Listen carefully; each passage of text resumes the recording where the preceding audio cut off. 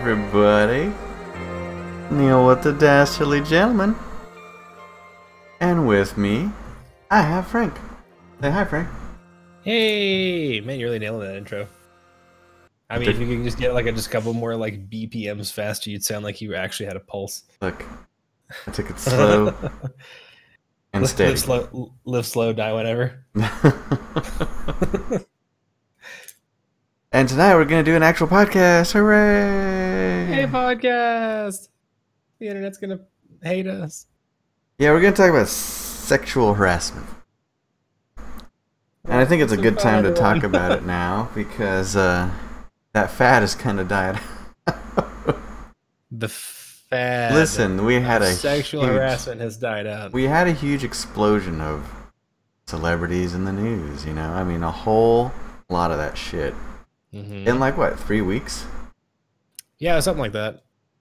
And like, I mean, I'm not trying to take away from it and say like, oh, it wasn't a big deal. But we're going to talk about that anyways because, I don't know, I mean, how do you feel about the whole situation, Frank? How do you feel about how it happened, how so many cases were brought up in such a short amount of time and now you haven't heard shit lately? Well, I mean, because like there's only like a certain amount of media coverage that they're willing to give something like that, and they started running out of people to completely annihilate. Okay. So, you know, it kind of went away. That being said, today Bill Cosby getting upwards of 30 years in prison. I mean, so that's good. I mean, that is a good thing that happened. And that's actually a good thing that we can have from this movement. That we can have as an example, because like they call it a movement, but it's really not really been a movement. It's just sort of been like this like insane witch hunt. And I'm not even saying, I think this is like the moment where we should have like a little caveat on the show that like neither of us are like, we don't like sexual harassment. We're not for sexual harassment, but we're also for justice. Right. And there was a whole lot of not justice happening because there was a lot of the lynch mob mentality where you just have, like, I mean, the George Takei thing was like a perfect example because there was a model from the 80s or 90s who had virtually no track record. He had money troubles. And then as soon as this Me Too movement started, suddenly he says, George Takei molested me whenever I was at his house. And George Takei's like, what?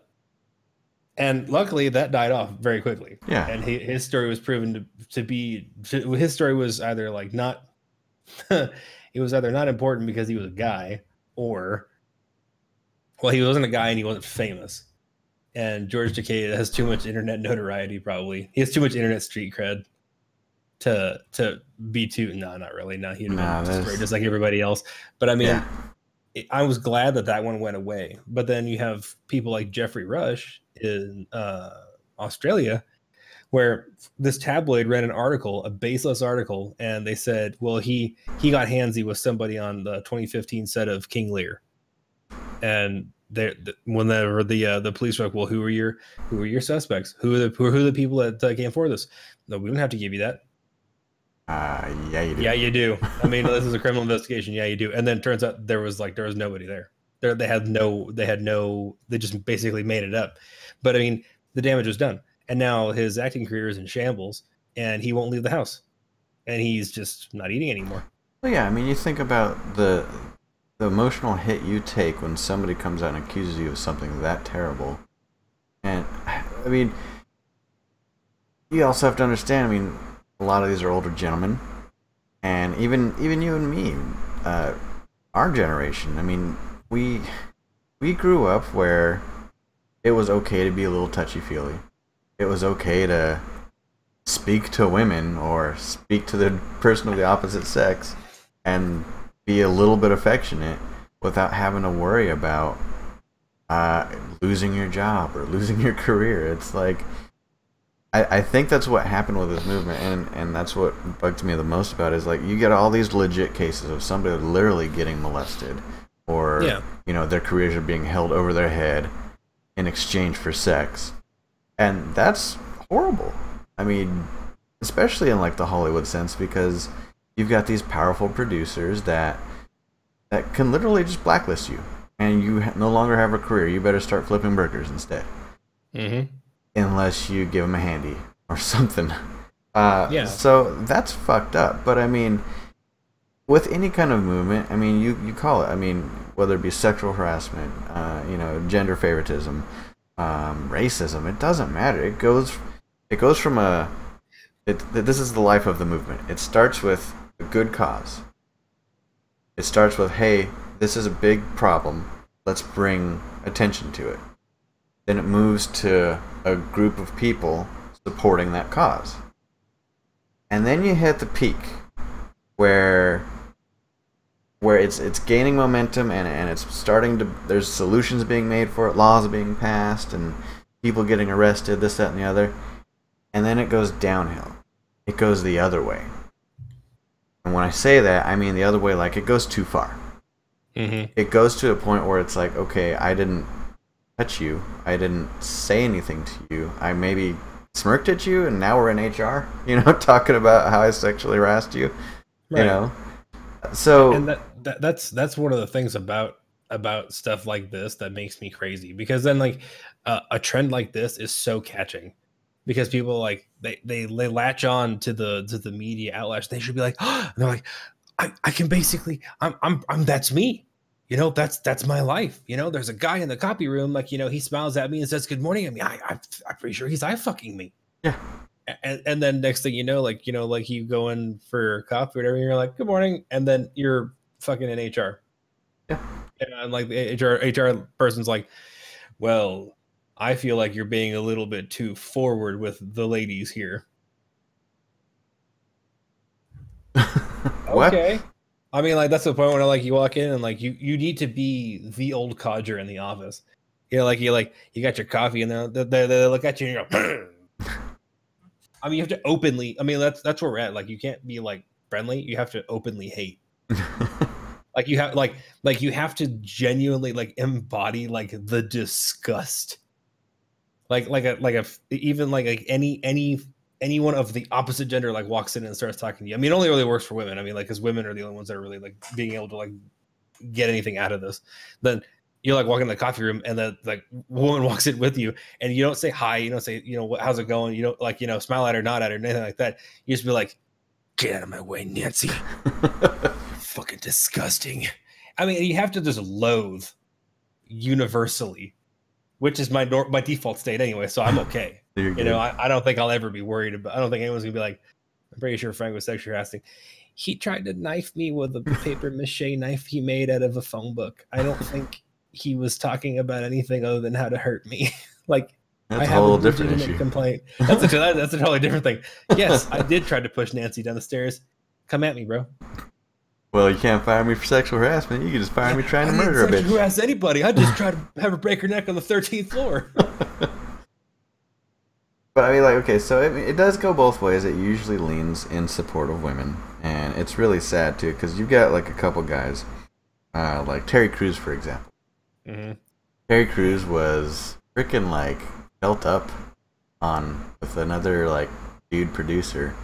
Yeah, like the Harvey Weinstein thing. Yeah, like he like got up and grabbed his junk, and his wife was like right there, and Terry basically wanted to knock this guy's teeth out, but black man punching a white guy at his house, basically. It's gonna look really bad. So he didn't do it, but he's told people about it. He's reported it, and you've got people like Sylvester Stallone saying, or not really him, just his agent saying shit like, this would be better for everybody if you just swept that under the rug, and then we could do Expendables 4. Because it did so well last time. That's disappointing. See, now that's the thing that is the most disappointing about the culture that has brought us to the point of the Me Too movement. And that's what made it effectively necessary, was this good old boys mentality. And good old boys mentality is bad no matter what industry you're in, whether it's Hollywood, whether it's, forest rangers. It doesn't make any difference. Having like well, I mean, you know, he's been here a while. He can, you know, he can, I mean, no, he can't. He can't do that. I don't care if how fucking long he's been here. It's wrong. I mean, like, what's wrong is wrong. I mean, like, look, here, these are our guidelines. This is the one he broke. So punishment. The end. I mean, it's really not complicated. I mean, like, your tenure you shouldn't have anything to do with, especially the severity of offenses. Like, you know, you grab, you know, Terry Crews's nutsack, I mean, like in front of his wife and a whole room full of people, and then was basically like, you know, hey, you want a job? You gotta, no, that this is the rule. Don't touch other people in their no square. And you like, I mean, that's like at the top. I mean, like it's just below. Don't kill your secretary. I mean, like, you know, that's where we're at. And you broke. That's rule number 2, and you broke it. I mean, bye. Yeah, you gotta go. I mean, that's inappropriate. I don't give a shit how much money you make. I don't care how many movies you've made. You're a fucking pig at that point. You gotta go. And that's an excellent response. I mean, like we need to have this level of, you know, well, okay, so I mean, so now you're saying that you had sex with all of these people that were in your, effectively your sphere of influence under the umbrella of your care. Well, yeah. Okay, you're fired. Because I mean, okay, let's just say like I'm a semi devil's advocate. Okay. And I'm gonna say, let's just say Harvey Weinstein was telling the truth, and none of it was unconsensual. Okay, let's just go with that. None of it was unconsensual.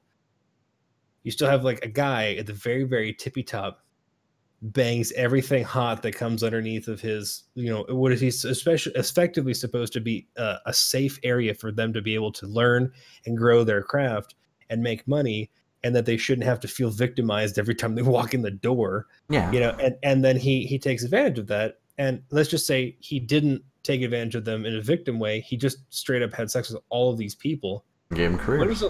When was the last time that you worked in a job whenever they were like, we don't care if you're all fucking? I mean, like in every position, every job I have ever been in, they're like, you know, if you have relationships with other people in this office and we find out, you're fired. There's a lot of jobs like that. True. So I mean, like, that's why I'm like, you know, I mean the weirdness that would come in with that, like you have one person who is effectively floated from like person to person, just like, you know, knocking their boots off like every time they walk in the door. That would be awkward. Yeah, especially if there's you know, troubles in the relationship itself. It really honestly it really depends. Like a lot of jobs I've been to, you can't have sex with your subordinates or superiors. Period. Right. I mean, you could do whatever you want with your equals. Like, yeah, if you're like on the same playing field. Yeah. I mean, like if it's open. See, every job I've been in, they're like, if we find out you're in a relationship, you're both fired. It's like, and that's not something that, I mean, they can enforce it in a right to work state or whatever, but I was in Arizona. Yeah, it's very right to work. So Arizona is definitely on that list. But I mean, like, a lot of people start relationships and lead to marriage and kids from somebody they met at work. Sure, a lot. I mean, you can't spend that much time in effectively a confined space with that many people in a social setting and not have that possibility. Right. See, now for me, I'm ultra antisocial and nobody likes me, so it was pretty easy. But you do work with your wife. I do now. Yeah, this is totally different scenario. And because you were married beforehand. That's true. I was already married. See, that's the gray area. Yeah. Nepotism ain't got shit. But yeah, I think that the movement started from like a really genuine and wonderful place, because then we saw the most effective use of it with the Harry Weinstein. Right. You know, removing him from power. And you're like, boom, done, gone. And then, you know, Kevin Spacey followed, and then like you hear all the horror stories from him that are corroborated by multiple sources about that share the same information. You're like, oh shit. Boom, gone. Okay, good, fine, fuck them. Well, okay, maybe could have picked a better idiom, but whatever. So then, you know, but then you start having people that are just like, you know, bro, I want to be famous. Yeah, yeah, I had sex with Jeffrey Rush. What? I know he's like 1,000 years old. Come at me. And you're like, but did you? I mean, now you ruined his career. You know, I mean, was it worth it to ruin one person for like 30 seconds of people literally thinking that you're the worst person on the planet? Right. Like, this isn't the first time that shit's happened, though. Well, no, but I mean, we're so balls deep in the PC culture at this point that all it takes is like a little tiny spark of literally anything to set people off on the SJW rampage, and it could be anything so minor. It could be shit that they actually did wrong, and then they still go into an SJW frenzy. Right. And it blows my mind. So I mean, like, this is just another one of those spark into the underbrush to set like the whole fucking forest on fire. Especially the SJW thing. One of the things that gets me the most about the SJW thing, how obnoxious they typically are. Yeah. Which sucks because, I mean, you and me, and I'm not trying to toot our own horns, we're pretty mellow, you know, and we have, I think, some very well thought out arguments on situations such as this. We're not screaming at the top of our fucking lungs. We're not going batshit, but we're also not getting a ton of views either. So yeah, do we have to? I mean, no. No, we're not gonna. I'm not doing that. I feel because like I think about like the SJW is that it's just gone completely mental at this point, and that you have groups out there that will never be satisfied no matter what. And I watched a very interesting article about a sociopolitical professor where he was discussing social justice warriors, and he was trying ineffectively to understand what social justice is, because he says justice is done on a one-to-one. Right. Justice is the individual. There is nothing for social justice because there is nothing to judge a social construct. So there is no possibility of social justice because what works for one doesn't work for everyone. So that would be like, you know, if I set an orphanage on fire and locked the doors and burned everyone alive, then my entire community goes on trial for murder. It doesn't work that way. You know, you can't judge a whole group or a whole ideology based on the actions of one. That's not justice. That's persecution. Yeah. And I'm like, I just wish that we could just not social justice. I mean, like, I wish people were capable at this point of critical thinking beyond the context of the bag that they're in. But it seems that we're incapable. Well, yeah, I mean, I don't even want to say it's human nature. I think it's just it's the innate fear that we cause on each other, like, especially with the media. But like, you look at just like the example you gave, like, okay, let's analyze the guy that did it. He's white, he's in his 30s. Oh, what kind of music did he listen to? Like, they're trying to find a pattern, and they do find these specific things, and they relate every other person that has those similarities to a damn, you know, terrorist, basically. Like, yeah. Same thing with racism. Like, one person of a different race does something bad, they're like, oh, well, that explains some things. You know, it's like, yeah. Come on. Yeah, I mean, it's again, that goes back to the judging of an entire society based on the actions of an individual, and it's supposed to be the opposite. Right. The society is supposed to perform justice on the individual based on the social contracts, the social construct and contract. Hey, Ryan, thanks for subscribing again, Ryan. For that's been dictated by the society. I mean, that's like, I mean, look, I know none of you are probably going to do it, but if you read John Locke and Hobbes, you will learn a lot about the social contract, and that's what the majority of we have in Western society. It's one of the things that our culture is predicated on, the idea that I'm going to do me and you do you, and I'm not going to mess with me, and you're not going to mess with me, and I'm not going to mess with you. Thusly is the social contract born. And then we have an understanding that we will have laws in place and you will not break those laws. Otherwise, we will have a mutually understood law enforcement to enforce the punishment and enforcement of those laws. That is a social contract. So just don't do it. You know, I mean, like, yeah, you're free. You're free to do what you want to, as long as it doesn't infringe on the rights of others, because then you're infringing on the social contract. Sure. And it's it's really not that fucking complicated. It makes me crazy whenever, people like, well, we have the right to determine what this person says. No, you don't. I mean, but it's like one of those, but did you die though?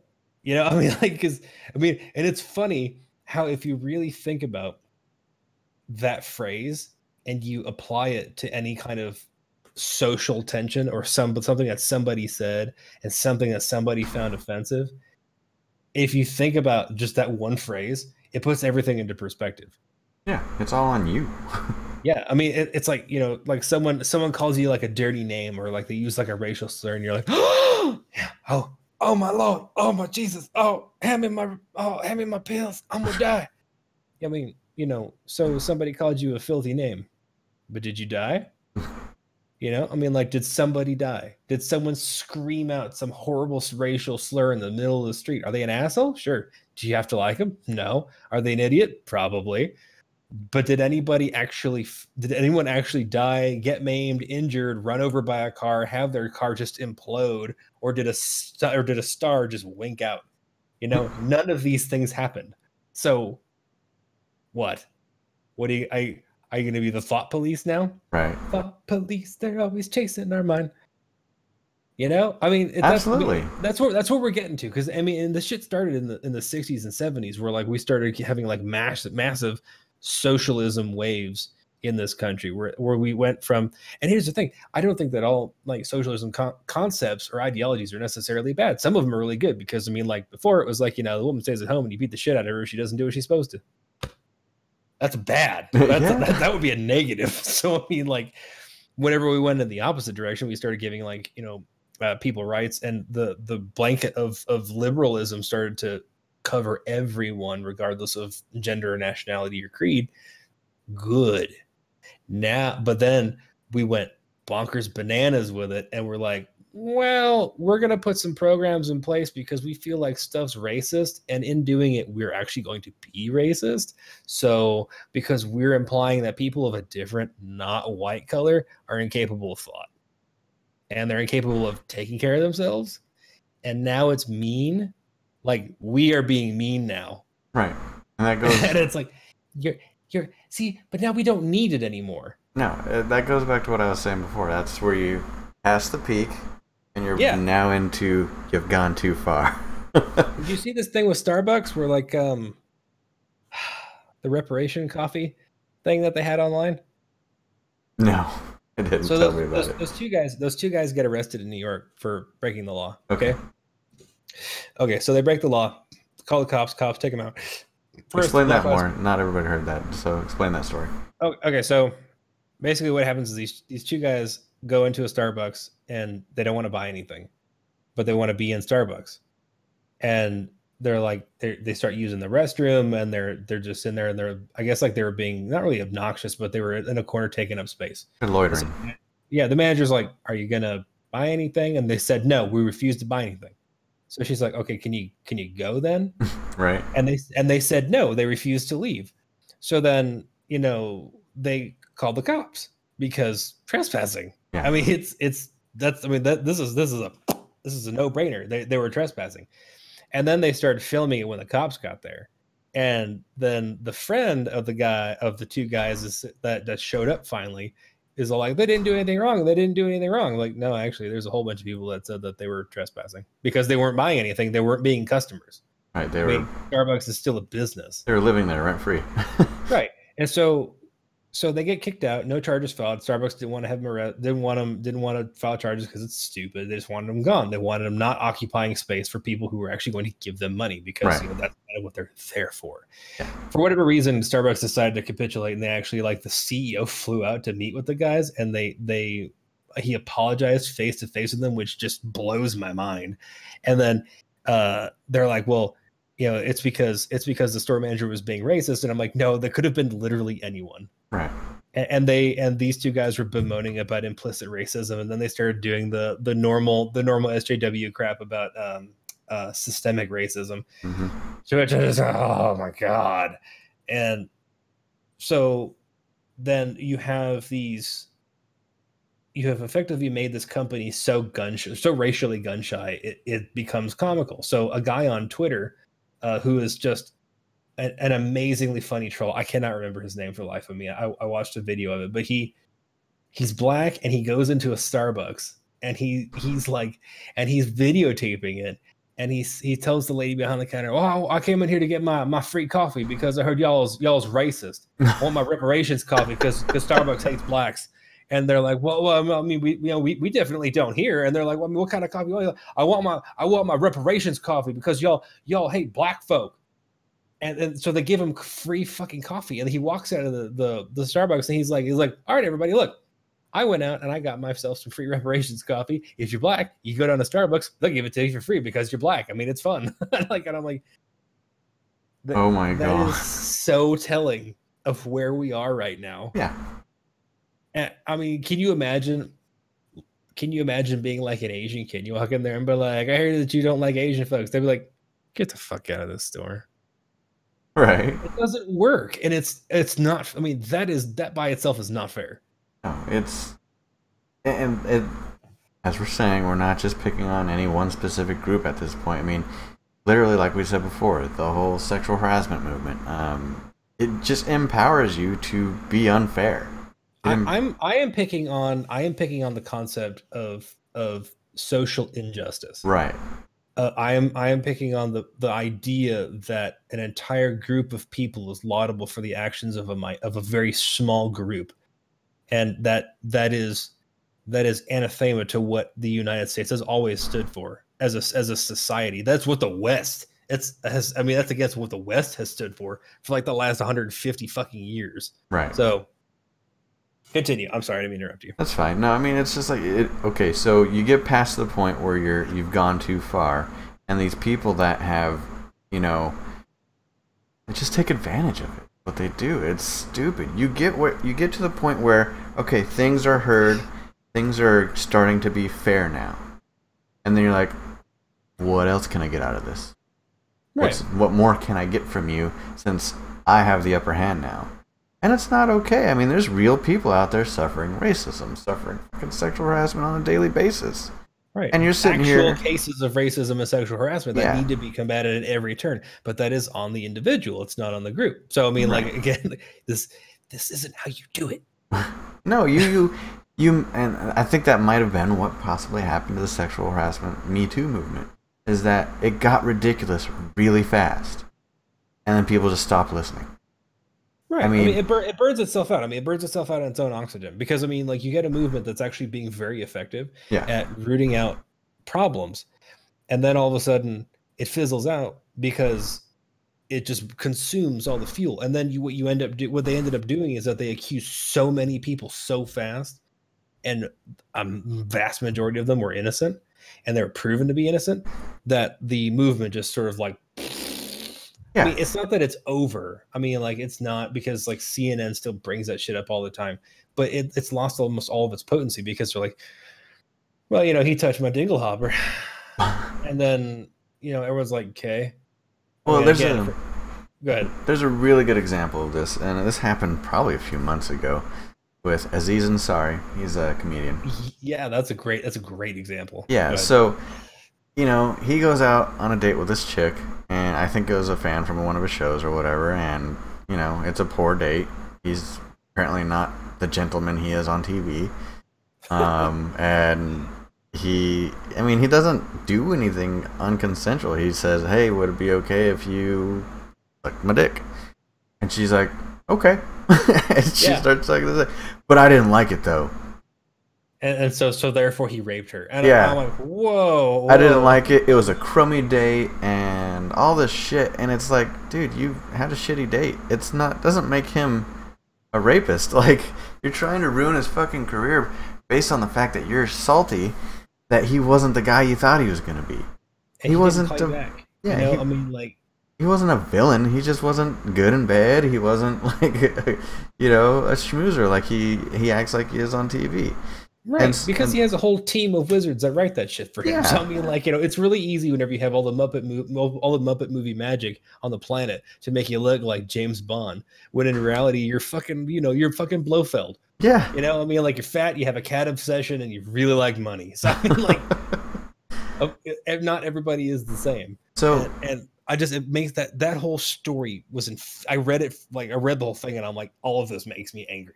The only redeeming factor to that story is that at the end, and this pretty much just squashed it out, one of the news anchors, female, she was a big part of the Me Too movement. She was like a spearhead for it. And she came out against that woman and said, hey, look, we're trying to do something here. We're trying to snuff out this kind of bullshit, and you're just sitting here making a mockery of it. You're ruining what we're trying to do. People are going to stop taking it seriously because of bullshit like this. Yep. So, but I mean, shortly after that, it did fizzle out because people are still listening. I mean, if, somebody comes out tomorrow that's super famous, that's been, accused, it's going to be all over the news, but I don't know. I mean, is it? Maybe? I think I would like to think, I know it's not, because I think human nature defies that this is ever a reality. I would like to think that we're getting to the point in this country where there is so much media witch huntery, I guess, that we're just done. We're just done with it. Because I mean, like, you have, Aziz Ansari raped this girl, and then everyone was immediately to their Twitter feed, I can't believe this, he's a terrible rapist, blah, blah, blah, blah, blah. And they calling for him to be fired, calling for his shows to be canceled. I mean, he probably hasn't even come out of, like, he probably hasn't even woken up yet from, like, this shitty day, probably being like, it was all right, I guess. I mean, like, I've had blown from better. But, and then he wakes up, goes to, like, take a shit, looks at his Twitter feed, and it's exploding. Right. With, like, people calling him a rapist. And, like, whoa, what the fuck? I mean, like, can you even imagine? Like, your career is predicated on, like, people liking you, and then all of a sudden they turn around and, like, they turn into, like, the most vile hate mob on the planet without anything other than just some lady saying that this happened with zero evidence, no police follow up, no feedback from you. I mean, nothing. It was 100% witch hunt, like, from start to finish. I mean, like, the only thing that we're missing at the end is a good old fashioned, like, burning at the stake. Basically, tar and feathers. It's identical. I mean, like, it is the exact same thing. And like I said, I'd like to think that we're getting to the point in this nation where we're so burnt out on media witch hunts that maybe we're not going to be doing them anymore. No. But then I realize who the El Presidente is, and I'm like, probably not. Okay, so listen to this. All right, so okay, so as far as that's concerned, I don't think that's ever going to stop, unfortunately. No, until the last human breathes its last breath, that will never stop. The last human will probably look at an antelope and be like, I bet you're fucking that giraffe, and then die. Yeah, so I think I read this yesterday, and this is another example of this. And I'm not, like I said, I'm not going to pick on anybody, but it's really, like, prominent with the racism part, and it's still fiery even today. And to be real, there is a lot of racial injustice out there still to this day, a whole fuck ton of it. But I think we're not even, like, I think we've gotten to the point where, like, oh yeah, we can't change that, but we can get our free Starbucks, shit like that. Like, they think it's a victory here, instead of getting a victory over there where it matters more. But so the story came out yesterday. Kanye West. Oh God. Came out and said he supports. I just check out. He supports Trump. He is a avid Trump follower. He has MAGA hats. And I'd say about 75% of his fans turned on him once they read that tweet from him. Well, yeah, okay, you know what, never mind. I'm not gonna say anything. No, here's the thing. This isn't a racism thing. This is a hypocrisy thing. Right. Because first of all, Kanye came out against George Bush, that he doesn't like white people. during the hurricane thing. Second of all, most of Kanye's songs are about social equality and how, you know, the African American race is not being properly represented in this country. But now he's cool with the guy that is a huge racist. So I understand why his fans are pissed. But now it's like the other way. They're like, they want his head on a stick. They want him dead. How dare you make me think you were one way and then you turn the other way? Here's the thing. I mean, like, is Kanye West even any good at what he does? He's considered one of the best, unfortunately, because I don't. It's not bad. I mean, okay. Here's my second question. What does he actually do? He raps. Oh, he's a rapper. Okay, see, I had no idea. I hear his name all the time. I literally have no idea what he does. I mean, I'm like, I didn't know if like he was a producer, if he sold shoes, or I don't know. He's a famous haberdasher. I have no idea. He does a little bit of everything now, but he started out as a rapper. He's a rapper now. Okay. He's professionally the husband of Kim Kardashian. Well, that's a full-time job. Which she doesn't do anything either. She just exists. Right. I mean, her dad was famous, and now she's famous? Question mark. Yeah, there was a sex tape, something. I don't know. Yeah. But yeah, I mean, he's still putting out albums. I mean, they're not fantastic, but I don't know. I mean, he's got a very strong following it, but once he did that, he pissed off a lot of fans. So here's my thing. So who cares? You know, I mean, not about like what you're saying. I'm saying like, you know, like fan base wise. So, you know, let me point to point. I like Ted Nugent. I like Ted Nugent's music. I think Ted Nugent himself is just fucking retarded. Gosh. I mean, I think he is absolutely like the epitome of hee-haw ignorance, and I cannot stand to listen to the man speak. But his music's still good. I mean, I'll still listen to Cat Scratch Fever. Yeah. You know, so I mean, like, so I guess to me, so his fans turn on him. Like, I mean, like if someone that I like comes out, I mean, like, let's just for example, I dislike Stephen King's politics. I think that politically he's ignorant, but I love his books, and I will buy all his books, and I will listen to his books. But I mean, I don't give a crap about his politics. Why can't we differentiate? So like Kanye West comes out, like, I like Donald Trump. Okay, what's your next album? Well, okay, so how about this? In Kanye West's songs are messages, are lyrics written specifically trying to support the poor black man, basically. Poor black person. Sure. So he should have voted Democrat. He should have. So his fan base feels like they've been lied to with his lyrics, because he's spreading the message through his songs of this thing, and then in real life he's a whole different thing. I mean, he's an actor at that point. Yeah, sure. I mean, but here's the thing. I jerk off to porn. You know, I mean, like, and it's practically the same thing. The only difference is that one of them's physical, one of them's mental masturbation. So, I mean, like, just because the guy who rides around in $700,000 cars and wears $9,000 suits is telling you about how hard it is to be a poor black man, I mean, he's obviously not qualified to tell you what it is to be like a poor black man anymore. Sure. You see what I'm saying? So, I mean, it's like, it's one thing to be like, you know, where you have other artists who can tell you about their struggle and for notoriety and like where they came from, because they still basically live that same lifestyle. Kanye West is not one of those. He's like a high profile, like, you know, cribs guy, right? You know, where he's all about like the money and how rich he is and flaunting that wealth. I mean, to me, that immediately disqualifies you from being able to have any kind of input on what it is like to be a poor black person or being a poor fucking anything. I mean, like, you couldn't even be a poor antelope at this point. If you use your brain and actually see it for face value instead of like, you know, oh man, I can relate to this. But you look at that, okay, and you might even see it as him telling a story through his lyrics. Okay, you look at a rapper like, what's his name? Tupac Shakur? No, he was. I'm out.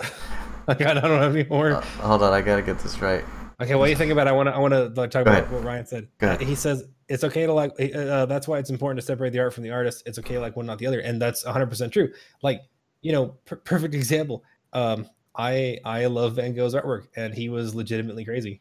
and I fucking hated like almost everything that he ever wrote or said or thought. But his artwork is fantastic. So you need to be able to separate everything. Again, I like Ted Nugent's music. I think Ted Nugent himself is fucking an idiot. Okay, so I hear you, and this I'm actually playing both sides of this argument here because I kind of feel both ways on it. Akon was the rapper's name. Akon is a rapper. His first album was called Locked Up, or maybe that was his first big song or whatever. He was rapping about how he's a criminal and how he had a rough time in prison. Sure. None of that ever happened. He's come out and said, I've never been arrested. I got a clean record, but I rap about this stuff because it interests me. And I want to tell stories about it, is basically what he says. So, that being said, there are rappers that do just fucking tell stories. They're not straight up thugs or whatever like that. I mean, Dr. Dre, he's the same way. I mean, I think the worst he ever got was an assault charge on E. Barnes or whatever. I don't know. That's it. I mean, he was never like a gangbanger. He was never in the drug game or anything like that, but he rapped about it. Well, here's the thing. I mean, like, you know, that's perfectly fine. Yeah. It blows my mind that like we need to have people that like they have actually had to live the things that they're like that's what makes them qualified in order to speak on it. Right. Because if we really did that, we would literally have no movies. We would have no fucking video games for sure. I mean, our songs would be boring because everyone would talk about the same thing because we've all practically, you know, as a general rule, lived most of the things the same way, more or less. You know, sure. And some things are different, but most things are going to be the same because then it's like, okay, so by that train of thought, being able to only rap about things that, or being only be able to write about or discuss things that you have actually lived. Like, you know, Acorn never went to prison.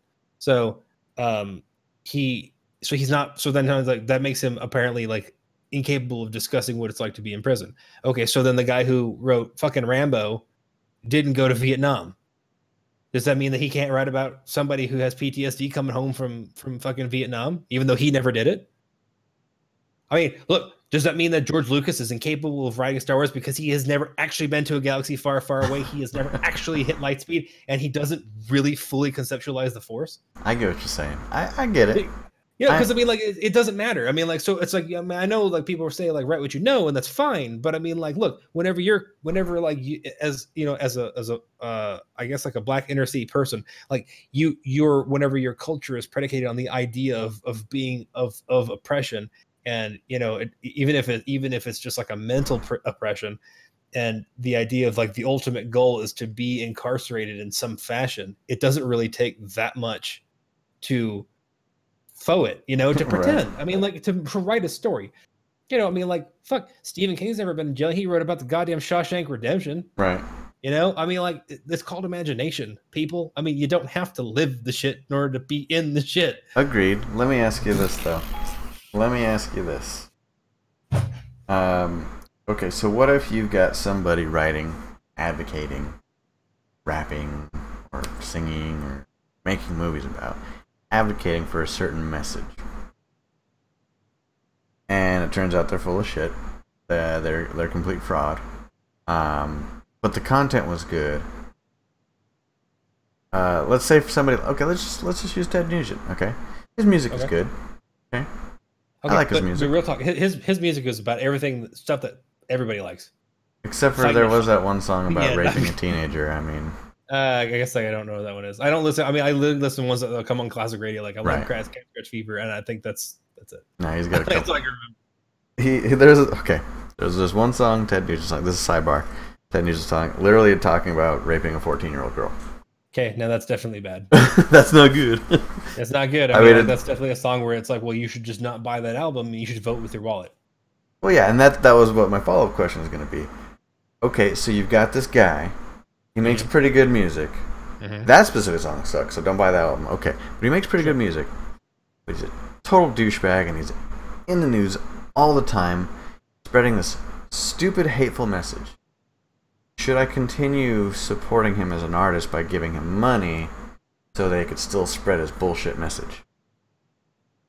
So that's up to you. I mean, like that's literally up to your moral compass. Even if like say for example, like this album that Ted Nugent talks about, because we'll keep using the Ted Nugent example because at this point he's universally decried as being an asshole. So right. Let's just go for it. Let's say like that album is out, and on that album is not only the message about raping a 14-year-old girl, but also about like, you know, I don't know, he wants to re-implement segregation, and he wants to, let's see, what are the other Ted Nugent-y things? He feels that we should just gun down children. Okay, so let's just go with that. Sure. Now in that album, he has decided to advocate for this message, to don't buy that album. Or you can choose to just not buy or participate in anything of which that he is a part of. This goes back to, you know, voting with your wallet. Now, how outraged are you? Now, do you take the streets and throw rocks at him? No, obviously not. But I mean, like at this point in our culture, that is actually a valid concern for people. Sure. Because I mean, going to the streets and throwing, you know, having your Antifa flag and throwing rocks at people is like, you know, it seems to be kind of like something that somebody would really want you to do and actually advocate for now.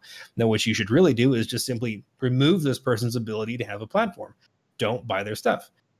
If you had like, let's just say Kanye West, for example, the people that predominantly enjoyed his music, let's just go with 70%. So the way that he lives his lifestyle is extravagant beyond measure. So then if you have 70% of the people hate him now because he's a Trump supporter and they feel like that they've been alienated or lied to by what he has done as far as his, you know, his tweeting spree or whatever, they can choose to no longer purchase his material.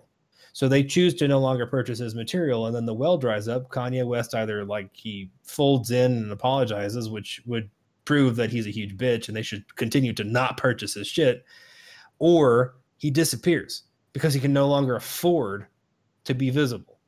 Right. So I mean, that's how you defeat a social enemy in the context of in a media sense. So let's say like, you know, like if people truly hated CNN, like to the extent that they supposedly do.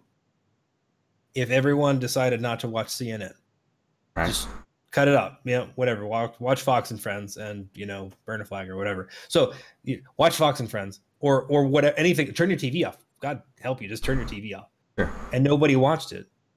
The cable news network would just collapse because there's nobody watching it. They're not making any more revenue. Same thing with Kanye. I mean, you remove his ability to speak by not listening. And that's a consumer advocation that you as an individual need to make that decision. Right. That is a very good point. I appreciate it. Oh, thanks. I felt like that was a little bit pat on the head, but okay. No, I mean, I agree.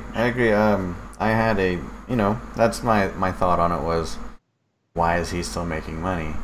You know, and then you answered it perfectly. I mean, I'm cool with that. Yeah. It makes me crazy whenever you have let's just say like, you know, if I don't know if his particular brand of crazy is that severe, but you have people like Kanye, for example, that they make these awful messages or they really upset everybody and they do these terrible things, and yet you know, he makes a new album and everyone buys it, and the same people who bought the damn thing are sitting there being pissed off about the you know, his behavior. I mean, like you can differentiate between the two, be like, man, he's a real douchebag, but his music's real good. But I mean, like, you can't be like, I wish he would disappear and then purchase his shit. Right. You know, I mean, it's like, if you really don't want him around anymore, just don't. Just, do you ever watch the miniseries for Merlin? Yes, I was thinking the exact same thing. Just turn away. I mean, just turn around and walk away from it. I mean, like, and then it will literally cease to exist as a thing. That's an amazing series, by the way. It was a very good series. Sam Neill really killed it as Merlin. God damn it, what's his name? The little guy. Dinklage? No, his actual name. Peter Dinklage. It wasn't Peter Dinklage. God damn it. Okay, I'll remember in a little bit. Hey, you talk. Find out. Okay. Oh my god, now I'm like cast into a sea. I don't know what I'm gonna talk about now. Here, I'll give you a topic. Kim Jong-un crosses into South Korea. Like by himself or with an army? I mean, like on purpose. Well, I mean, I figured it'd be on purpose. I didn't think that. I mean, see, now our president is the kind of guy who would cross into a country on accident. That's true.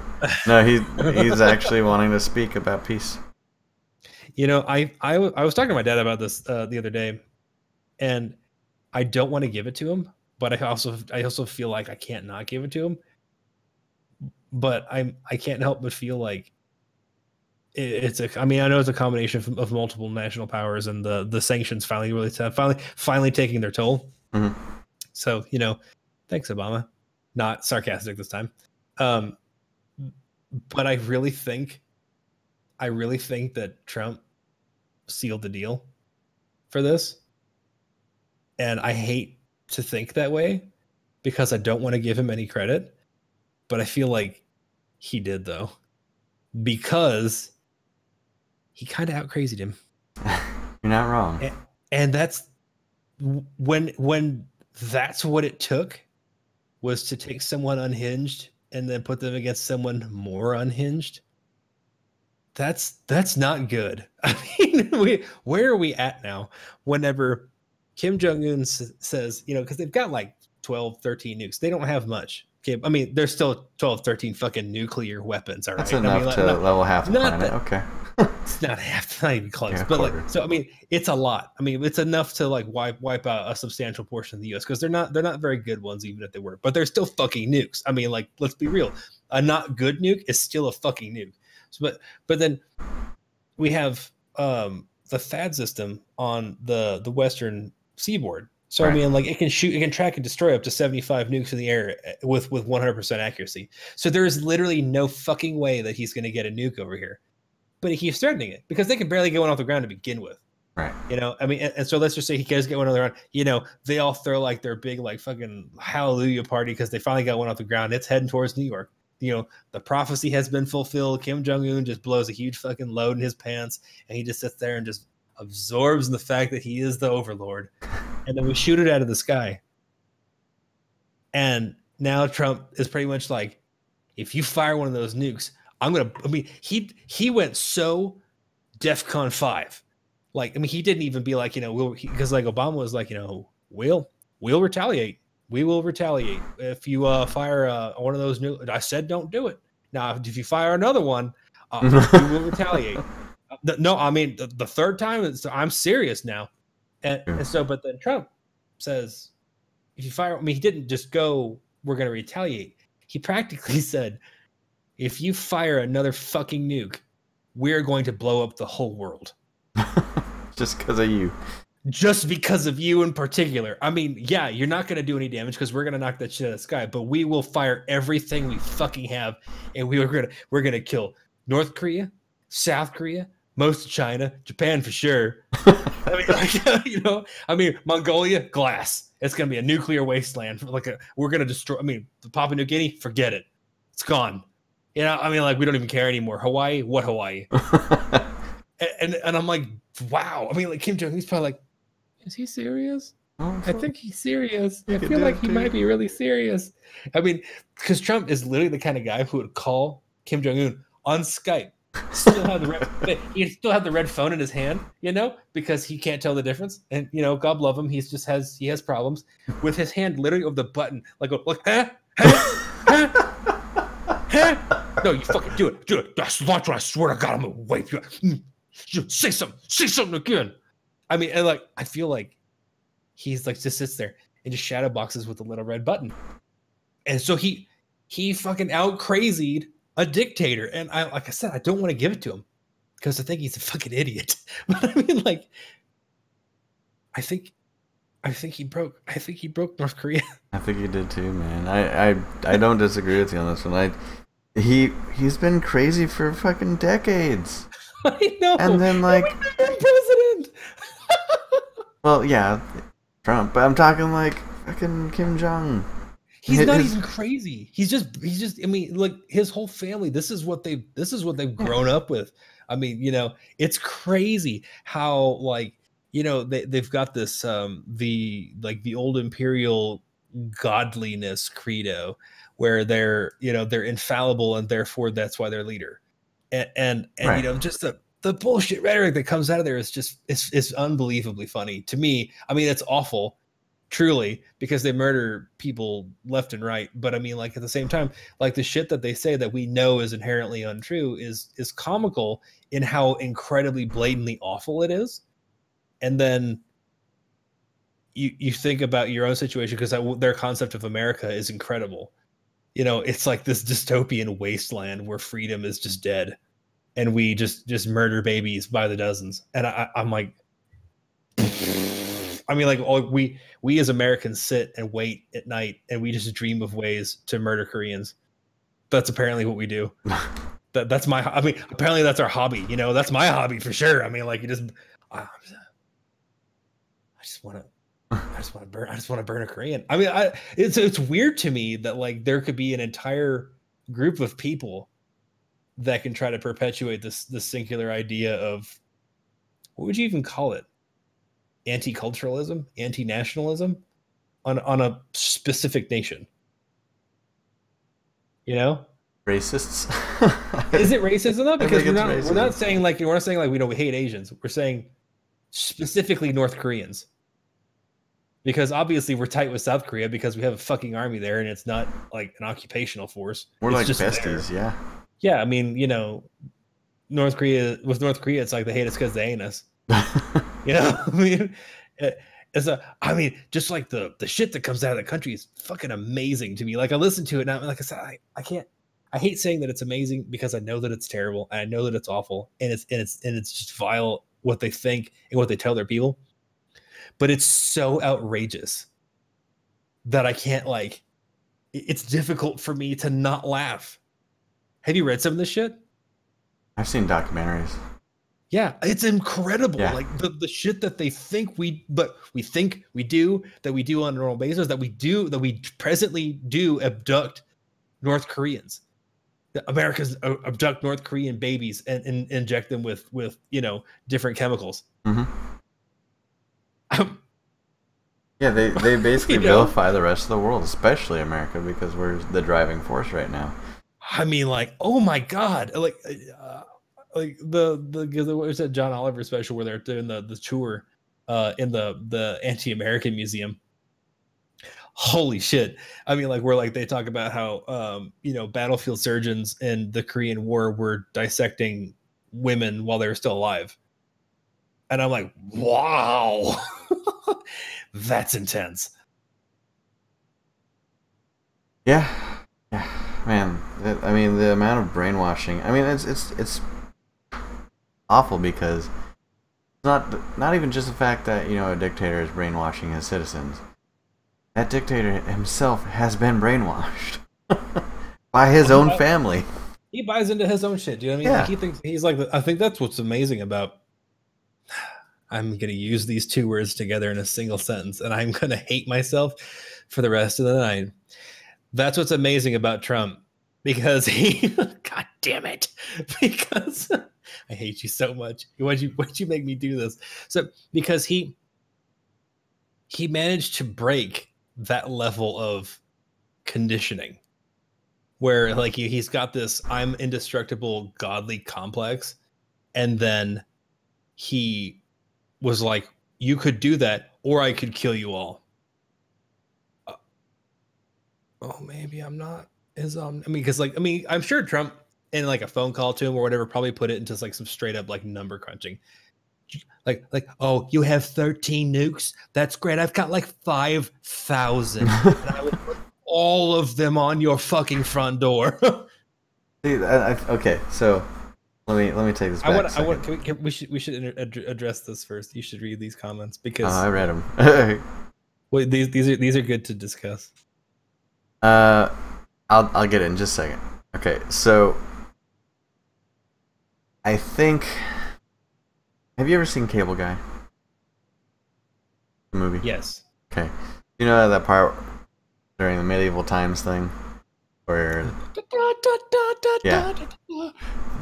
He puts Matthew Broderick on a horse, the king. He's like, dude, get on the fucking horse, buddy. I don't think he's messing around. That's basically what happened. It was like, okay, so here comes Trump. Crazy motherfucker. Finger on the button at any given time, or at least he both said he does that. And you got China like, hey, we don't like this. We're buddies with North Korea. I mean, they're on their own, but we're buddies. And then like this happened shortly after China went to go visit them to have a chat with them. And I think that's what they told Kim Jong was, dude, he's not fucking around. Everybody's gonna die.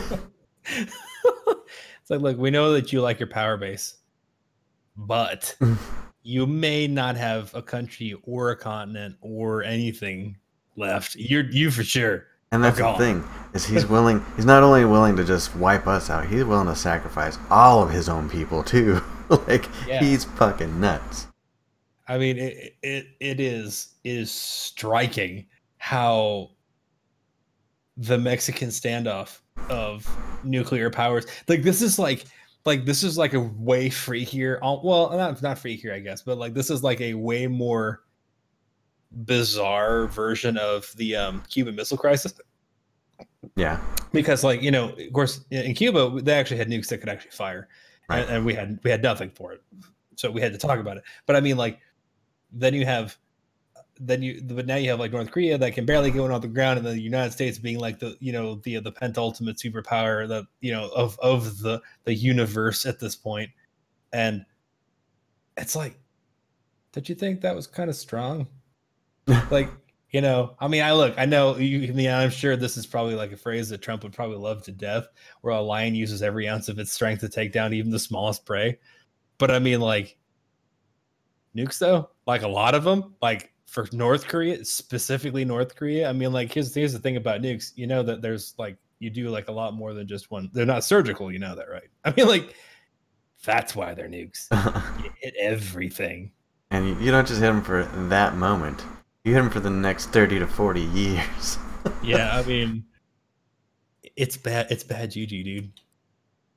So, SRenee85 over here says that media here totally disrepresents other countries as well. Of course, I mean, it's a tactic. I mean, the media isn't always truthful. Let's be real here. They basically push an agenda. I mean, they're not supposed to. I mean, journalism, you're supposed to report what's factual. But then you get people that own 13 out of the 15 news networks, you know, and they're like, I want to support our president, or I want to, you know, oppose our president. You know, I want to do the exact opposite of that. Let's run this story on every single one of my channels all the time. I'm making a difference in the world. It works, unfortunately. Unfortunately, because, you know, because you have a widespread ability to misinform or misrepresent information. Because I mean, I'm not even really willing to say that it's necessarily like that they're lying, but they are not giving the full scope of the truth. And, you know, withholding information is almost as if not more catastrophic than actually lying. Yeah. And we're at this weird point in the post 50s where we're so up our own ass as far as a nation, because we are in the post Cold War nationalism. And, you know, it started in the 50s and it perpetuated through the Cold War. America is the best because, I mean, World War II, we proved about how great we really were as a nation, and we really kind of hit that golden age. And then, like, we decided to keep kind of marching to that drum when there was nothing really to talk about or nothing really to do. And then we hit the 50s and it was great. And then things kind of got better and better. And then they kind of they got weird. But now we're at like this resurgence of nationalism. And there's nothing wrong with a little. There's a difference between nationalism and patriotism. And right now, a lot of the news networks, like, you know, your right-wing news networks are more nationalism, and they like to tell you that other countries are either weak, corrupt, or incapable or incompatible with the United States' superior political ideology. Which is the same bullshit that North Korea pushes on its own people. Oh, absolutely. We're not really. The only difference is that we don't, like, you know, we don't gun people down on the street for not believing it. Very true. I mean, you look at the stories they put out. Yeah, and you're absolutely right. They may not necessarily be wrong. They're just incomplete. Or, I mean, it's really easy to paint a picture of the agenda you want to push by leaving out key details. It's like reading like the first few lines of, you know, The Great Gatsby. You know, and then that's the rest of the. I mean, what happened to the rest of the story? No, that was the one? No, it was. Was it A Tale of Two Cities? I can't remember. It's been so long. It was the best of times. It was the worst of times. Best time, worst of times. I think it's Tale of Two Cities. Okay, so yeah, it was like because that's a Dickens line for sure. Gatsby was Fitzgerald. So he says, just cut off the rest of it. It was the best of times. All right, story's over. Yeah. I mean, there's more to the story. There's so much more that happened, and that I'm gonna tell you. Yep, man. That and it's amazing. It's amazing how. Sorry, you go ahead and read it, and then we'll talk about it. SRenee85 says, also appealing to mob mentality is a huge tactic of media. We're a country of small riots and short attention. I think a lot of that has to do also with our rather short-sighted and narrow-minded decision to defund education in the short, or really in the long term at this point. But I mean, and then so that you end up having to fill in the gap where education leaves off with not only the media, but with the news media, but then with also social media, and then the things that people can consume in between to fill in the gaps of what they think that they should know and then what they actually do know. What we've done is we've taken away our citizens' ability for critical thinking and critical analysis and replaced it with easily consumable media tidbits that kind of bridge the gap between thoughts that these people never actually had. So then, like if I walk into a room and I think this room is empty, and then someone whispers it's not, and then all of a sudden I'm like, this room is full of people. And like, nope, you jump to some serious conclusions that someone else led you to that you never actually would have thought in the first place if you'd actually had the ability to think for yourself. And by denying the education that we should be giving to people universally, at least up until 6th grade, we have denied everyone's ability to be able to critically analyze and think about what they're consuming as media. Tia VS Gaming, what's up? What's up? Hi, how's it going? Thanks for dropping by. Do you like my humble manservant? Dude. Where's he at? There he is. He's over there. I'm gonna poke him. Poke his face. I'm gonna poke his face. I mean, that's the number one problem in this world right now is the lack of education. The need to cut education on the chopping block every fucking budget meeting. Oh well, we got to spend more on missiles, but fuck, what do we got to get rid of? I mean, teachers, obviously. Teachers. I mean, so. And I get really conspiracy theorist with this because it kind of makes sense. And you can agree or disagree, but I feel like it's been a very strong push by all governments. Oh, look at the baby. To keep people dumb. You keep people dumb, they're easy to control. Then you can feed them the easy to swallow fucking shit in the media, so they don't question it. I mean, they don't think for themselves. They don't have the capacity to critical think, so therefore they just follow. They follow the bullshit.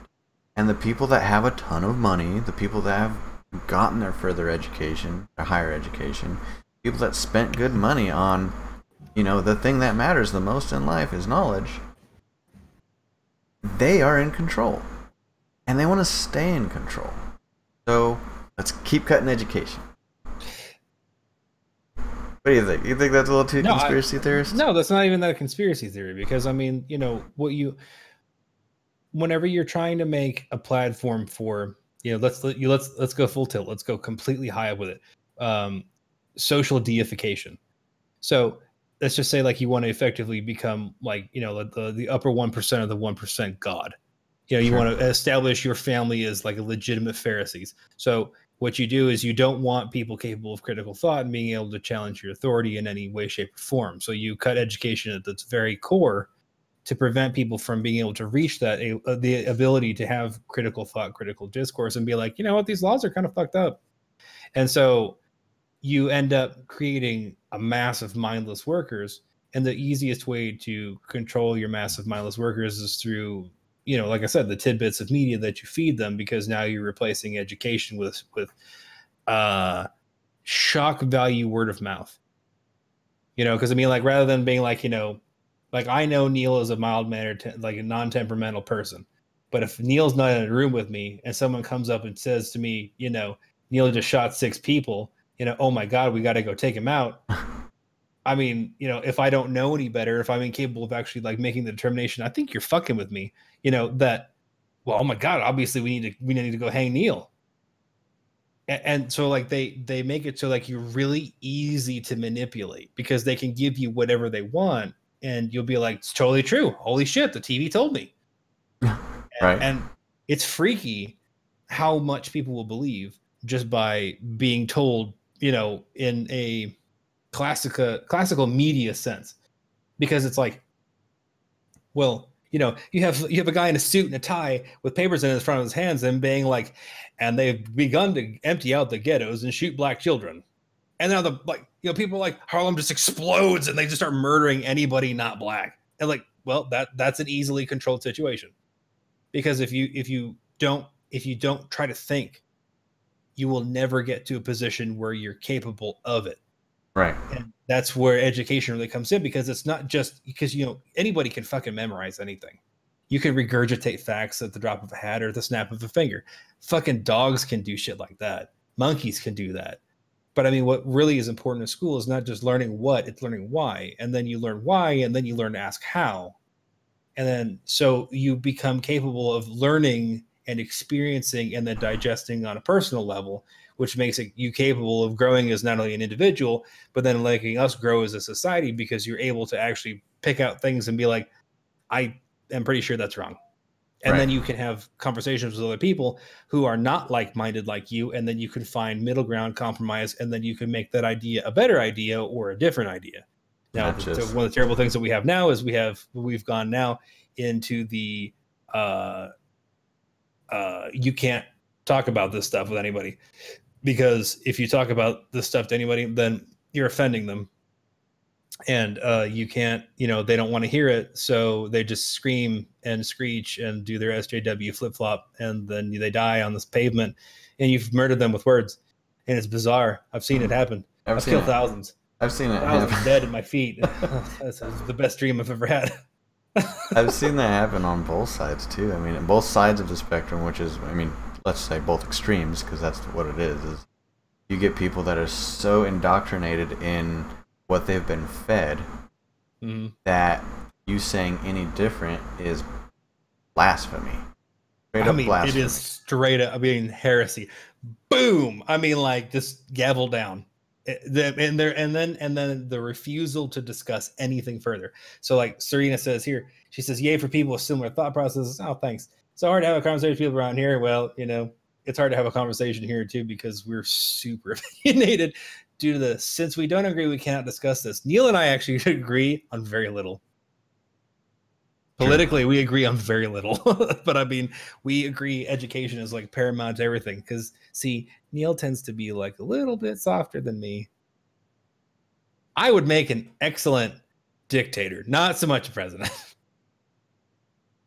See, is there still a position for emperor for life? Because I'm pretty sure that's mine. No, you'll be my chief of staff. How about that? Is the chief of staff able to yeah, your real owners. This is what I think about every time we have a discussion like this. Your real owners want more for themselves and less for everybody else. But I'll tell you what they don't want. They don't want a population of citizens capable of critical thinking. That's against their interests, and that is 100% true. I think about this shit all the time, and he follows this little monologue up with that. He says they call it the American dream because you have to be asleep to believe it. George Carlin. Yeah, I mean, and it is no less true in 2005 than it is true right the fuck now. And if anything, is actually more, because it was like before like things started getting really nutty. Now it's even more true than it was then, and it's distressing how accurate that depiction is. Going 13 years ago, that it was so social prophecy. And I don't know. I mean, I'm fascinated by that. It's not. It's a pattern. I mean, it's not even really a pattern. It's always been that way. From hundreds of years ago, it's always been that way. People in power want to stay in power, so they do whatever it is necessary to keep themselves in power. Sure. And the easiest way to do it isn't through fear, isn't through brute force, because people will rise up against you. The easiest way to do it is to convince them that it's for their own good. Manipulation of information. Metal Gear. Ollie Lulelo. You convince them that you're in power because of all the accomplishments you've made in life, and you're going to help them out and help them become a better person. No. I mean, like now it seems like the agenda is like a rather healthy dose of xenophobia. Oh, yeah. Do you know how terrifying the other countries in this world are? They want to destroy all the Americans. If you leave this country, you could die. Confirmed. I mean, like thousands of people die every day, and we know that for sure. No, all the countries are bad. All of them. France especially. Oh, man. That's good. Really good. Yeah. You're real good. You dude. Yeah, you look like a little, never mind. I was like a little 10-year-old boy. Look, it's past your bedtime. No, I'm looking for something else here. Oh, hold on.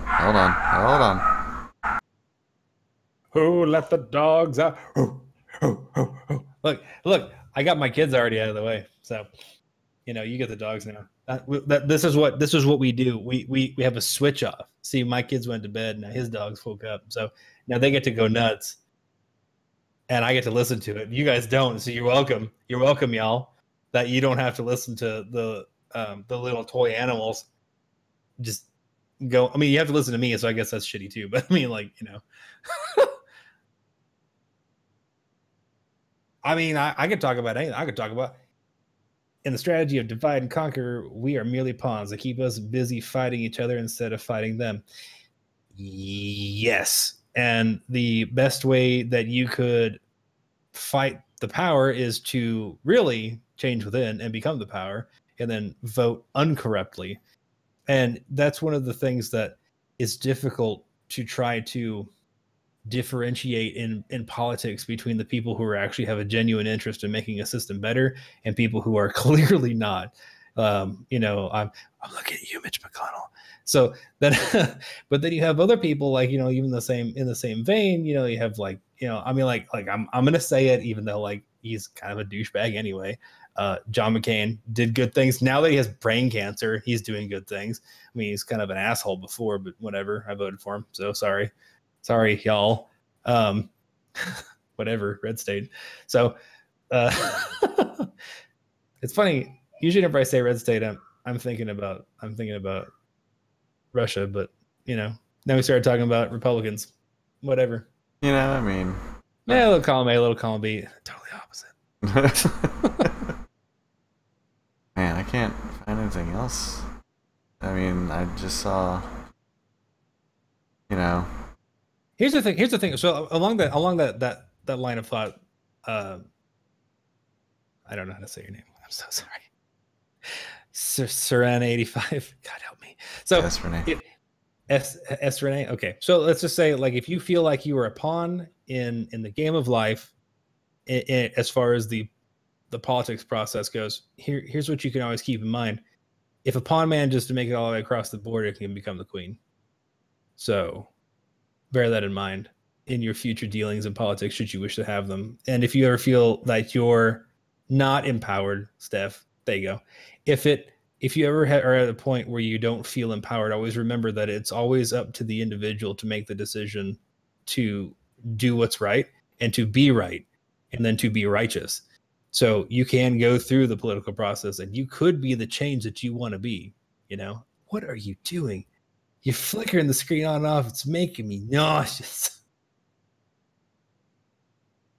Stop touching things. Why are you doing that? I'm looking up things. I know you guys can't see it, but he's alt tabbing on, because I have to watch it on the little Skype window on his computer, and he's alt tabbing, and it's just like this shit just keeps disappearing. It's freaking me out. I keep thinking we're getting disconnected. Okay, here, I fixed it. Okay, good. Okay, so. Oh. Okay. No, never mind. Carry on. So you can make it, if you make it across the board in life, you can be the queen, but you can never be the king because that's my fucking job. Is there a piece that makes you God Emperor? Because I'm pretty sure that's mine. Ooh. Alright, so I got a good one. We're gonna move on from this political discussion. Belgium declares loot boxes gambling and therefore illegal. Good. I always knew Belgians were commies anyway. They're just so goddamn evil. I mean, it is gambling. Right, I know, but I mean, I don't like loot boxes. I think that they should. I mean, I'm like torn on it because I always feel like as a consumer, you should be loot boxes like in gaming, like an Overwatch, Overman. I always feel like you should be able to make your own decisions on whether or not you want to consume a particular thing. Like I play Overwatch and I never buy loot boxes. Right. And I play HOTS and I technically don't buy loot boxes, I just buy skins, and because I find that to be a better system anyway. But they're there if you want them, and I think Blizzard does it good. I think that shit like Battlefront, did it terribly. But it is effectively gambling because, I mean, the only difference is that with gambling, you actually have a chance of like major payout, which you will literally never have with a loot box. I mean, you're never going to get a loot box and be like, oh my God, I just got a car. You're going to be like, oh, I just got a TK 1080 skin. I look like another stormtrooper. Oh, well, that wasn't nearly as cool as I hoped. My favorite skins, I mean, look, I think Blizzard kills it for skins. I think that Battlefront was just fucking garbage because their skins and their loot boxes and their cards, they're fucking terrible. Aside from the fact that they impact gameplay, that they are effectively and visually worthless. At least HOTS and Overwatch look different. You can get the Widowmaker skin where she's in a bikini, dog. I'm not saying, but I'm saying. Okay, let me ask you about this. Paid for that. How about like in card games, like Hearthstone, or even Magic the Gathering? I don't think that's really gambling though. But okay, so let's just say, Magic the Gathering's been doing it forever. So is Pokemon and Hearthstone in particular as well. You buy a pack of cards. Mm-hmm. You're looking for some good cards. Sometimes you're looking for a specific card.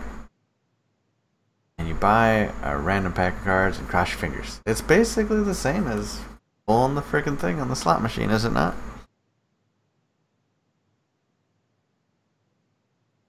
I don't think so. And the reason why, first, read that though. I can still see the thought process because people spend hundreds to get amount in a loot box. Right, because they're looking for a specific thing. And that's what things that's shitty about loot boxes in particular. And it also kind of does go with the TCG stuff where you're like, let's say like, you're looking for a very specific thing. So you spend $200 trying to buy said specific thing when in all reality, the said specific thing is really only worth like, well, I mean, not like including glue and artwork. It's only really worth like $2 or $3. Right. Like if someone was to have it like on a shelf, like in a card shop, you could just go and pick it up. It'd be worth like $2. Yeah. But you spent like $200 trying to buy the damn thing. It's effectively the same thing, I guess. It's like they made their own economy. It's because they made their own rarity. I mean, this is super rare. We only give it out to a few people, so it's worth more, spend more money.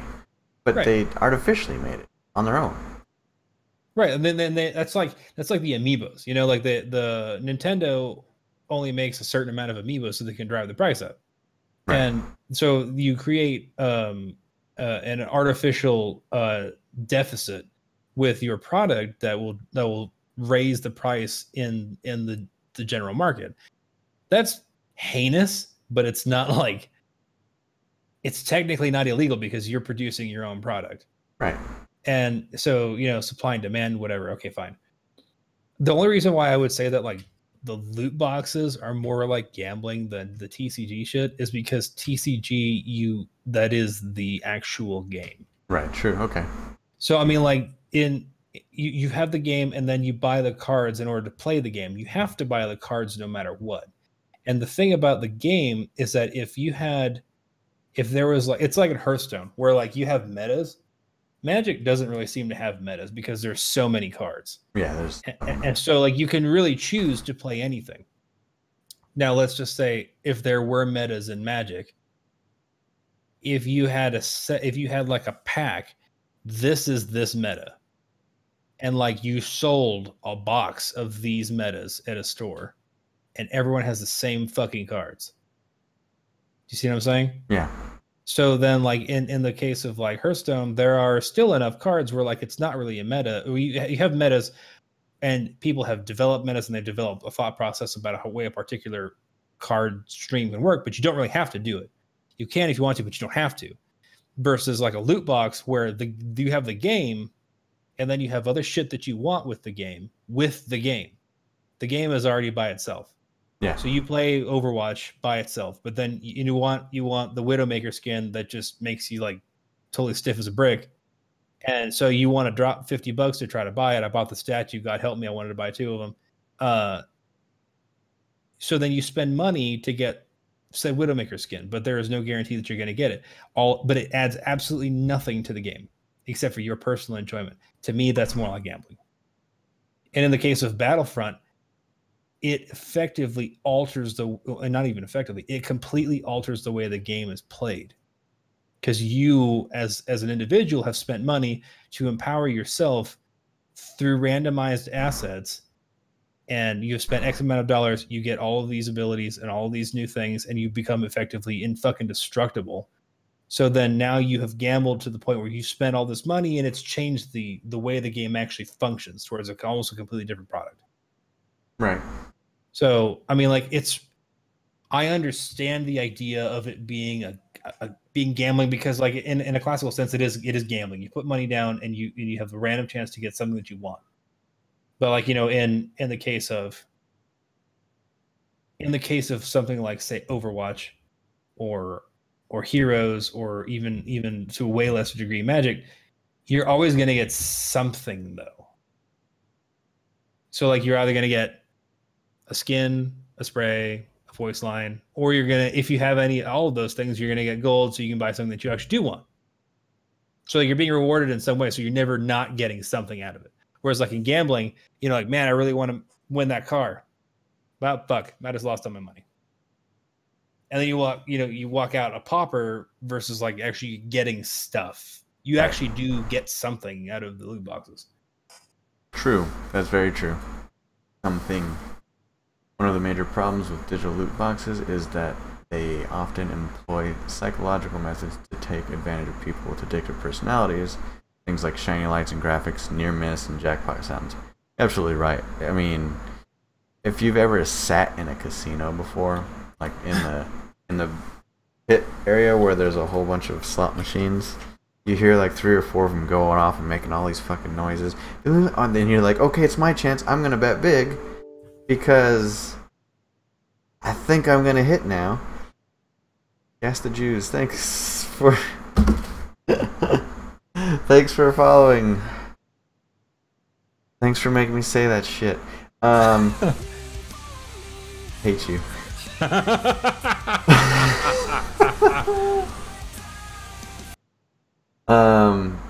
But yeah, I mean, they do the same shit, Ryan. Opening a pack on Hearthstone wouldn't be nearly as addictive if you didn't hear that obnoxious dwarf shout, "Legendary!" But yeah, they also do it to, like, whenever you open a pack, it sparkles orange, which is the legendary color. So you think, oh man, I think I got it this time. Ah, damn, I didn't get it. Well, maybe this next time. Maybe the orange was a signifier showing that maybe next one is going to be the next time. And you just keep fucking going in on it like crazy, just like they do in the casinos. So you are right. I hate that shit. But I mean, it's just like it. Is that any different than like like a bakery, blowing freaking apple pie scents out to the public? So you go in. So you go into the bakery and you're like, I want to buy one of those pies. And you're like, it's a fresh pie. Like, it's an apple pie. Sure. So I want to buy one of those pies. Well, we got a bunch of pies here. You can take whichever one you want. So, oh, it's an apple pie. So you take your apple pie and you're like, oh, this is the best apple pie ever. I mean, like, it smells delicious from outside. You go out and you're like, I paid good money for this apple pie. You take a big old bite and it's fucking nightshade. You fall over and die. Like, this wasn't what I wanted at all. I mean, I am reaching, but like, I'm still given like, okay, so it's appealing, it's exploiting the senses. I mean, you've got addictive personalities. I don't know, whatever. You know what would make me spend an unbelievable amount of money in Overwatch? What's that? If I got a loot box every time Widowmaker whispered into my ear. You know, it's just more. Just say like, oh, you know, you want to buy more, you dirty boy. I mean, like, I just credit card, just throw all my credit cards at the screen, be like, fucking, just ring me up, all of them. How much do I have in savings? I love them. This card has $15,000 limit. Max it out, please. Just, I want to open up each one of them individually. Buy more. Oh, you know, I'm going to buy more. Oh, okay. You dirty bitch. So I found a good one, and I was actually going to mention this earlier, but we distracted. This goes along the lines of the education thing we were talking about. Sure. So there's an article, because there's apparently striking in Arizona and Colorado now.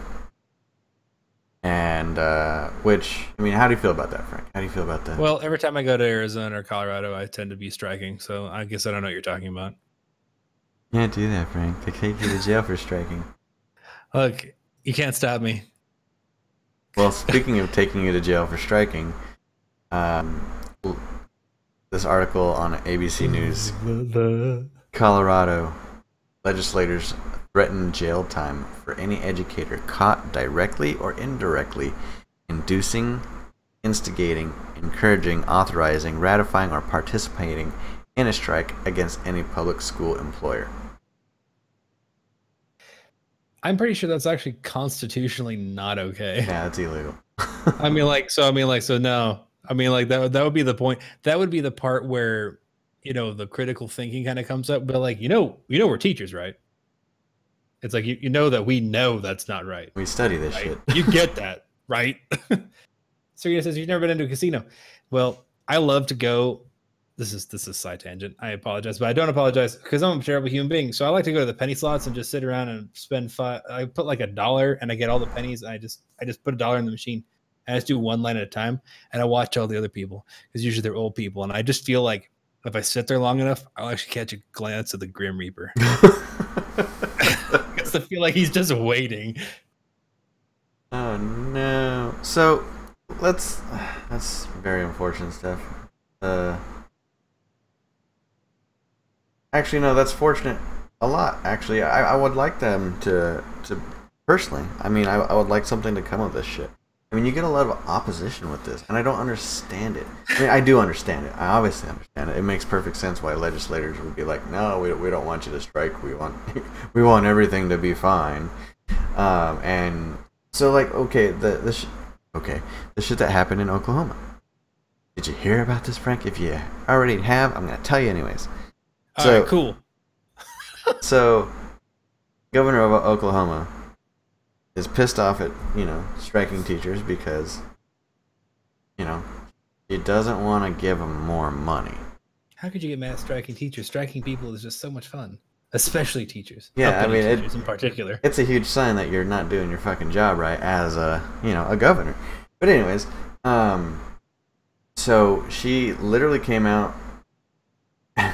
There was 2 stages of this. The first stage was they came to an agreement. It was shitty. And the teachers were pissed, but they said, you know what? We're thinking of the children and we got something out of it. Let's go back to work.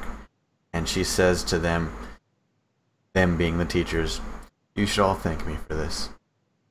You know, do you ever wonder, like, maybe if, like, she ever hurts her back to, like, reach way down off her high horse and backslap a teacher? Just... See, you know, I mean, like, does it hurt your neck whenever, like, you just... I mean, like... See, the cause and effect of that thing is hilarious because that pissed off the teachers, obviously, and then they went back on strike again. So they're striking still, and now the governor is still pissed off, and she says, I equate these striking teachers as, she said this, maybe not word for word, but she said this, equate them to greedy teenagers that just want a better car. They want a Ferrari. They don't want what they've been given to go back and forth to school. And it's like, do you hear yourself talking, woman? It's one of those. It's one of those things that's really galling, because it's like, do you like the murder rate in Oklahoma? Are you proud of your larceny convictions? Do you enjoy how much money you spend in welfare and maintaining your prisons? Then you know what? Cut the fuck out of education. Cut it down to the bone. You know what? Just get rid of it completely. Just tell them what they're supposed to know. But make it like pictures. I mean, you already got like McDonald's with like the pictures with on the thing, so they don't even need to know what the fuck a hamburger the word is. Just push the picture. Just do it everywhere. Reading's hard, dude. Yeah, I mean, and really, you don't really actually need labor and delivery wards. You just need to put like a labor and delivery ward in the factory, and where these kids are going to be born, and then they're going to be raised in. Just let them do the job there, and then just don't let them go anywhere. Just make it so that they're actually part of an actual machine, not like don't make them a robot, but I mean like thinking machines are heresy, but like you might as well just make them actually part of like a functioning, social machine if you don't want them to be educated. And it kills me that you can't that the supposed leaders of these states cannot see the correlation between, we've got like a lot of crime in these areas where the education's really bad, and we spend a shitload of money in welfare. I don't understand why, but these people are really fucking stupid. I wonder if that's related. No, it's fine. We'll build another McDonald's and a Starbucks, and they can talk it out. Yeah, pretty much. Listen, I mean, if you give these people the opportunity to read a newspaper and not sleep under one, you'd probably find that they're a lot more conducive to being fucking productive members of society. Yeah, absolutely. I think the worst part about all this is that, the local governments, the state governments are shaming the teachers for this shit. It's like it's not like they don't have a reason to strike, for one. For two, it's like they're trying to like guilt trip them. Like, okay, so in Arizona they started the striking, and the governors here are saying, well, think of the children. It's really the children that are hurting here while you're striking. No, fuck you. No. Here's the thing. The children are being taken care of one way or the other. Now, do the children need education? Obviously, because Americans are fucking stupid. But the thing is, though, you cannot be a teacher and have a livable wage, because then here the other problem too is that you also end up with teachers who are essentially morally bankrupt because they've been given no hope. Right. They've been put all these years into education in the idea that they will get something out of it, whether that's like material or metaphysical, fine, whatever. So they're going to try to get something out of it one way or the other. So then you also end up with professors in some cases, like I think it was UC Berkeley, where like they had a professor who was essentially indoctrinating people into Antifa. So I mean, she's not making any money. She's practically destitute. But who's paying her? Fucking Antifa. Yeah. So I mean, she's up there, spinning a tail, and she's got these kids that are 16, 17, and they're making them practically little Antifa soldiers. You made children susceptible to rape and violence during these strikes. Oh wow, that's crazy. That is also that is a far-reaching fallacy, because here this reminds me of that old Marines old Marines slogan. Diplomacy is your profession, while war is mine. Should you fail in yours, I will not fail in mine. And so I mean, like with teachers, it's like so you failed to keep the children safe. The cops are like, we didn't, because that's their job, right? I mean, like the idea that teachers specifically are being held responsible or liable for the protection of children against physical violence is fucking insane. Because what happens if the teachers strike? The kids don't go to school. Yeah, they stay home. So then if the children are being made susceptible to rape and violence, then they're being susceptible to rape and violence at home. And that's not really the teacher's fault, A, and B, you should call the cops. Just let them do their job, yeah. I'm not saying, but I'm saying, I mean, like, I'm throwing it out there, like, this is what we call lateral thinking. Yeah, I mean, no, that's just, that's very far-reaching, trying anything possible, saying anything you can say to be like, please stop striking, you're making me look bad, but I don't want to give you what you want. Whenever you have teachers that are making $25,000 to $30,000 a year and a job that is A, incredibly stressful, and B, just fucking super unrewarding, and then they have to try to like pay for their own fucking materials and everything, and then you have I've heard stories about teachers that will work during the day. They get to work at like 6:30 or something like that. Yeah, they got to prepare for the day. Sure, and then after school, they go like bust tables. Yeah. Because they don't have any money. That's crazy to me. I mean, like, they went to fucking school for like 6 years to be a fucking educator, and they got to bust tables afterwards because they actually cannot live on their own on a sustainable wage as a teacher. One of the most important jobs in this country. Teacher? I mean, like, a teacher. I mean, like, we could do, real talk, we could do without astronauts, NASCAR drivers, politicians, before we could do without teachers. There's literally a gigantic list of things we can do without. Yeah. And then it's funny too, because like the same fuckers who are whining and crying about like, I want a goddamn $17 minimum wage, are the same fucking idiots who are probably voting against teachers getting a fucking raise. And that makes me crazy, because it's like, yeah, I don't have an education of any kind, but I deserve to make, $60,000 a year. No, you don't deserve shit. You get what you work for. And these teachers have 6 fucking years of education experience that they have, and they're not making anything. And they are raising the next generation to be critical thinkers. And you are denying the next generation from being able to be leaders because you are fucking stupid, because you can't see beyond your own personal avarice. And that I just, like, anybody who votes against like giving teachers a raise. I mean, like, I don't want teachers to make like, I mean, I'm not saying that they need to make like $120,000 a year. I'm not saying that shouldn't be like, what I am going to say though is that we spend 50 fucking times more on our defense contracts than any other nation on the planet. Yep. I'm saying maybe we could deal with scaling some of that back just a smidge. If we took 1% down from our fucking national defense budget, we could probably pay all these teachers not only a livable wage, but a comfortable wage. Yeah, absolutely. Absolutely. And you know what? You would see the effects this generation and then the next, and then further going on forward. I mean, that is, if we keep on saying it. Because suddenly you have like a whole generation of people that are interested in education, and they actually want to go into education. Because, like, I mean, I can't tell you how many times like I've heard like, people that are in like less than savory positions being like, no, I love kids. I wish I could have been a teacher, but there's no money in it. And that's true. I mean, like, it's like, yeah, I mean, like, well, I really wanted to be a teacher, but turned out ended up having to be a gigolo in order to be, make ends meet. Yeah, it becomes an unappealing job. That could have been a lot better. It becomes an unappealing job, and people don't want to do it anymore. People don't go to school to, be good at doing that, or even meet the bare minimum requirements to do it. So what do you get? You get a bunch of babysitters, basically. Right. And then, yeah, I just don't understand the logic behind putting it on the chopping block every single time. Like, okay, well, what do we got to cut this time? You don't. You just don't have to fucking line your damn pockets. Right. To my understanding, Steph, I mean, I can only speak for Arizona because that's the only one that I really know about.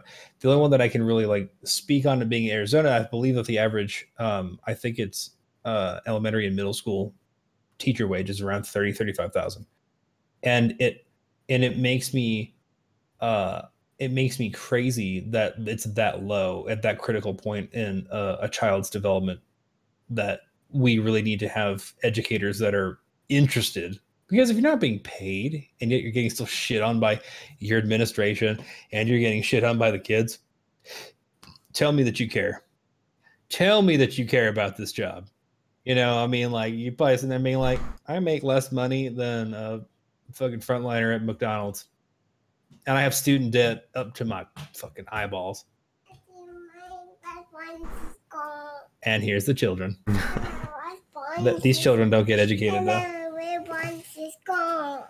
Your little bunny's over there. Well, I think we've beaten that dead horse, which it's not a dead horse. I really, really hope something comes out of this. I really hope something good comes out of this, because it's, like I said, it is the most important thing in our country right now, because we have too much ignorance. We have too much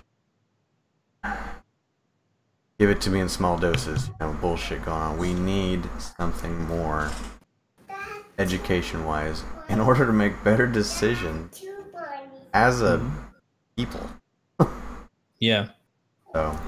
And Steph says the parents are some of the worst as well. School side, the parents, even when the student is horrible. It's because everyone's afraid of this. Like I said, this PC climate where like the children are angels. No, they're not. They're little fucking assholes. I mean, children are douchebags because they don't know any better. That's their whole point about trying to give them structure and give them boundaries. So I mean, should the opportunity ever arise where it's like if my kids are in school and my son punches a kid, but whoop his ass. He's got to learn. That's not acceptable. Not only is it not acceptable, paddle the shit out of him. He'll learn fast. Done. And I don't feel like that's unacceptable. And I think that you as a parent have to be detached enough to be able to appropriately approach punishment for your child, and being there are certain things that I know my son won't do. There are certain things I am 100% sure he will do. So I mean, when I go pick him up from daycare and the lady's like, well, Tiberius punched his sister, I'm like, ass whooping it is. I give him a timeout, but I mean, he knows why whenever we get home. And, so I mean, it's not, and in that context, I'm not I'm not siding with anyone, because I know that he is fully capable of doing it. Now, whenever I went there and I went to pick him up, and the teacher says, well, they said that he did this. No, he didn't. And then that's one thing that you can actually fight it for as a parent. We're like, I know that my child would not do that, but it also is behooving on you to actually be honest with yourself. Yeah. Yeah, so, absolutely. I mean, then it goes to a point where of age where your kid, well, did you do it? Yeah. Well, they said you did, and you're old enough, you're fucked. So it's on you, Doug. Yeah. I think we're good, man. I think we had a great hour and 48 minutes of a podcast. I always have a great hour. Every hour that I'm in is great. To me, I'm on the right side of the grass. You know what I'm saying? No, I don't. Hold on one second. Got into a fight in kindergarten. Had to pick him up. Be suspended for 3 days, and he got punished, of course. I didn't argue until the teacher no way he was capable of doing that, and it drives me insane when parents believe. Oh yeah, that's just believing your children are golden children and they can do no wrong. Which, come on, pull your head out of your ass. Come on. Back in my day, whenever I was a kid, I fought all the fucking time. I fought all the time up until high school, and I was always hurting people, and I was always in fucking trouble. And my mom whooped my ass for it all the time. And in my parents' credit, whenever she went to go pick me up, I remember this when I was in elementary school. They were still doing paddlings, and the principal had given me a paddling, and I was unfazed. In fact, I was rather jocular about the whole thing, and I made fun of the principal, to which she hit me again, and I laughed further. And then my mom showed up, and then my mom was like, "Give it to me." And I'm like, "Oh, so that's how I stopped walking." And then my left butt cheek ceased to exist on my body, and it's just kind of scattered across the wall. Gross. That's what happened. That's the story of my life. That's how I lost. That's how I got to my target weight. Anywho, thank you so much for dropping by, everybody. Thank you, Steph, for your wonderful commentary. We appreciate you quite a bit. We will. I appreciate you more than he does. Damn. Gotta get a better slider for my volume over here. We will be doing this again soon. Next week, to be exact. We'd love to hear from you, and we'd love to hear the feedback. If you like what you saw, like what you heard, please give us a visit. We are at dastardlygentleman.com. You can mail us at mail@dastardlygentleman.com. You can tweet us, Facebook us, all that good stuff, because we're everywhere. We're everywhere. Everywhere.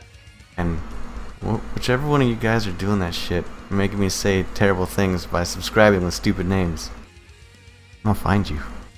I'm gonna find you. I'm gonna kiss you tenderly because you're subscribing. Right on the mouth. Kiss you right on the mouth, and you're gonna hate it. Yeah. So keep it up. Keep it up, or I'll kiss you tenderly. You wake up with longing. Until next time, we shall see you later. Bye. Look at this photograph. Every time I do it makes me laugh. It makes me laugh, Neil. You're stupid.